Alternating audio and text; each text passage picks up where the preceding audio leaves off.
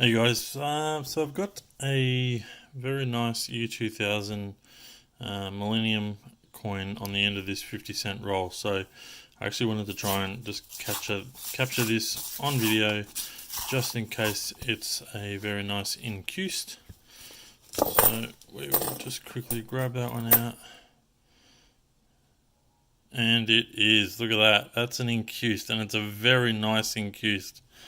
Wow, I did not expect that. I thought I'd be filming for no reason at all, but that is an incused right there. So I'm so glad I kept that on, got that on video.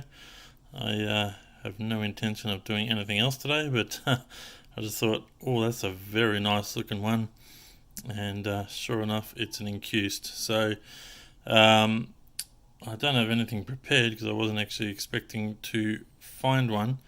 But I might just pause for a moment and I'll grab another one and we can have a look at what the difference is and what's so special about this particular coin. 2 ticks.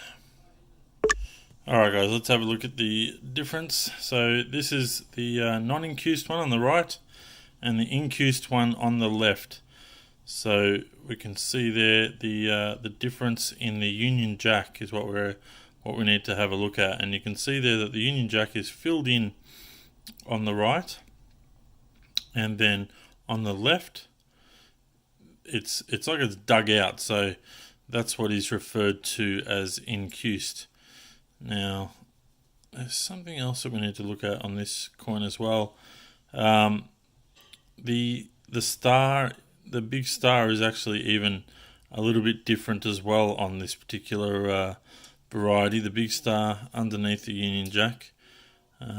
If you look at that, and this is a fairly high grade coin as well, so we're comparing apples with apples, and yeah, the incused stars are a lot neater to look at, and this is certainly my best incused 50 cent coin that I've ever found. So I'm very happy with this particular coin, and yeah, I was hoping it was going to be something special, and sure enough it was.